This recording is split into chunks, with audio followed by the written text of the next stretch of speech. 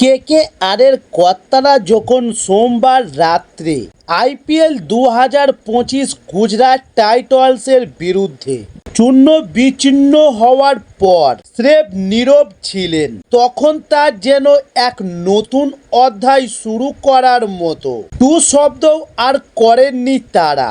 তবে এতদিন ধরে মাঠের পিচ, টিম কম্বিনেশন, এমনকি ম্যাচের পরিসর নিয়েও একের পর এক অভিযোগের ছড়াছড়ি ছিল কেকেআর এর পক্ষ থেকে। কখনো পিচের টান, কখনো মাঠের মাপ, কখনো বা অন্য কোনো কারণে তাদের হতাশ প্রকাশ পেয়েছে।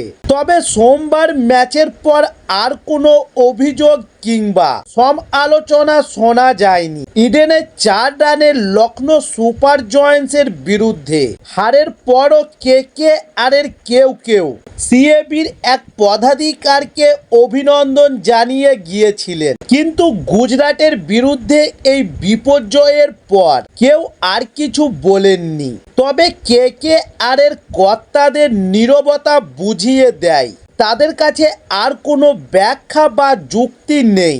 যখন টান পিচে নিজেদের দলের ব্যাটসম্যানরা কার্যত চূর্ণ বিচ্ছিন্ন হয়ে গেল, তখন সবার মুখ বন্ধ। সাই কিশোর ও রশিদ খানকে সামলাতে পারেনি কেকেআর, এবং প্রসিদ্ধ কৃষ্ণা ও অন্যান্য পেসাররা আবার সফল। পুরো দলের অবস্থা যে কেকেআর এর ব্যাটিং লাইন আপটি কোনো শক্তিশালী টিমের সামনে দাঁড়াতে পারে না। একমাত্র অধিনায়ক অজিঙ্ক্য রাহানে ছাড়া আর কেউ তেমন কিছু করতে পারেনি।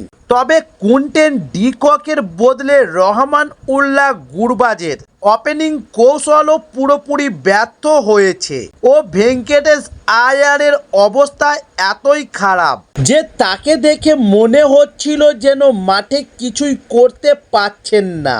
তাই এমন পরিস্থিতির মধ্যে মঙ্গলবার সকালে গল্প করতে যান কেকেআর এর দলের অধিনায়ক অজিঙ্ক্য রাহানে, অ্যান্ডি নোকেয়া, টিম ম্যানেজমেন্ট ড্রেন ব্রাভো এবং কেকেআর এর সিইও ভেঙ্কি মাইসেল।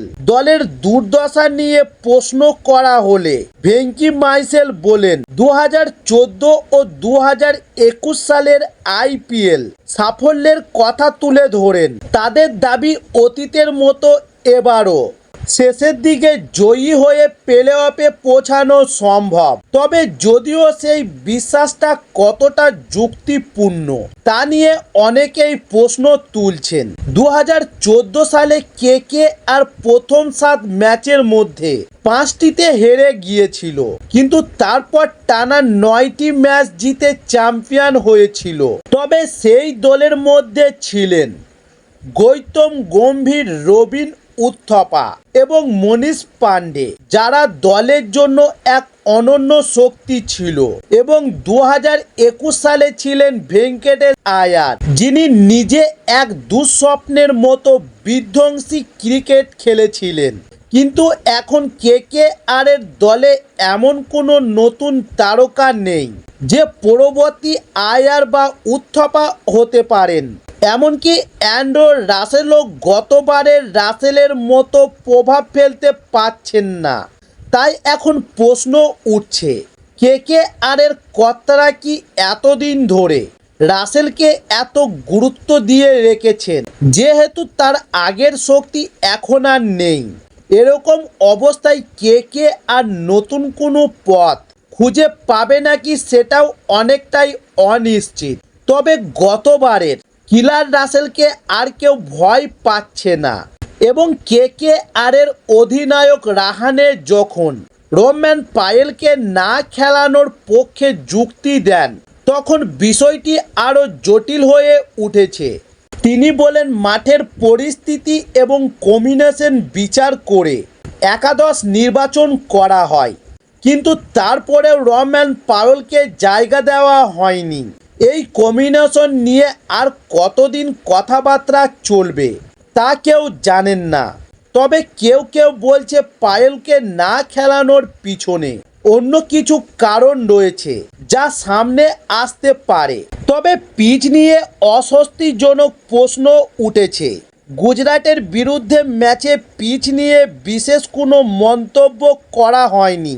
তবে শোনা গেছে কেকেআর অনেক দিন ধরে পিচ নিয়ে অভিযোগ করছে এবং এই কারণে হয়তো তাদের এবার নতুন কোনো চ্যালেঞ্জ দেওয়া হয়েছিল।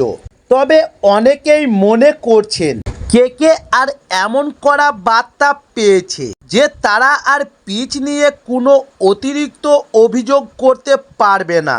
তবে 2014 সালের পর থেকে কেকেআরের খেলোয়াড়দের প্রস্তুতির প্রতি যে মনোযোগ দিয়েছে তা অনেক অংশেই এই দলের দুর্দশাকে বোঝায়। 2021 সালে যে দলটি এত শক্তিশালী ছিল তা থেকে এখন অনেক দুর্বল এবং কোচিং স্টাফ ও ম্যানেজমেন্টের দিকে আঙুল উঠছে। ইডেনের পিচ নিয়েও প্রশ্ন উঠছে, তবে সেটা এখন এতটা গুরুত্ব পাচ্ছে না।